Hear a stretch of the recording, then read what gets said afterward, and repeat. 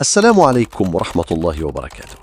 تخيل أنك تغادر الأرض للحظة لتقف فوق عالم آخر تماما.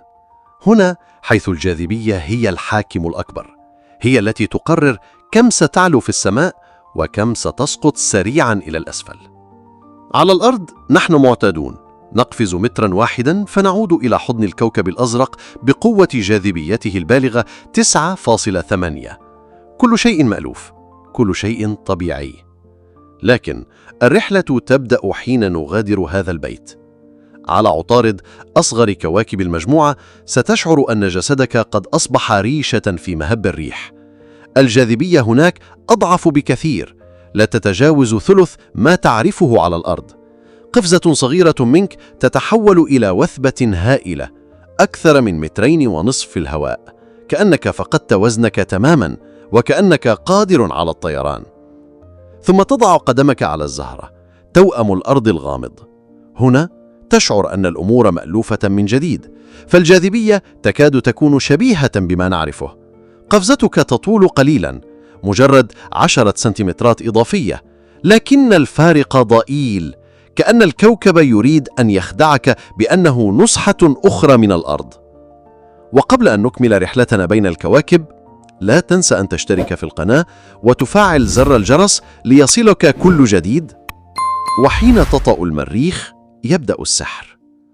الكوكب الأحمر لا يملك إلا نصف جاذبية كوكبنا. تقفز قفزة عادية فتجد نفسك محلقا ل3 أمتار كاملة. تترك الأرضية الحمراء خلفك وتسبح في الهواء للحظات طويلة كأنك تحلم وأنت يقظ.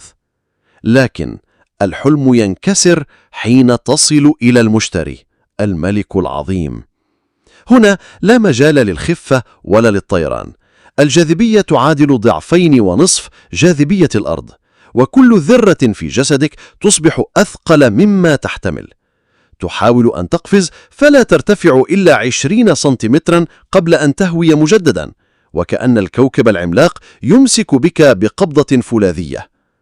تبتعد قليلا فتصل إلى زحل، السيد ذو الحلقات اللامعة.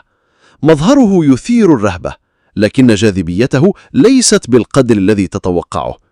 هي قريبة جدا من جاذبية الأرض، تكاد تقفز كما كنت تقفز هنا، لا فارق يذكر سوى إحساس خفيف بالثقل. ثم يأتي أورانوس، الأزرق المائل للخضرة، كوكب يميل على جانبه كما لو أنه يسبح وحيدا في الظلام. الجاذبية هنا أضعف قليلا من الأرض. قفزتك ترتفع أعلى بقليل، كأنك استعدت بعض الخفة التي فقدتها. وفي النهاية كل عالم يمنحك جسدا جديدا وقانونا جديدا وتجربة مختلفة تماما. لا تنسى أن تضغط على زر الإعجاب وتشترك في القناة لنواصل سويا هذه الرحلات بين أسرار الكون.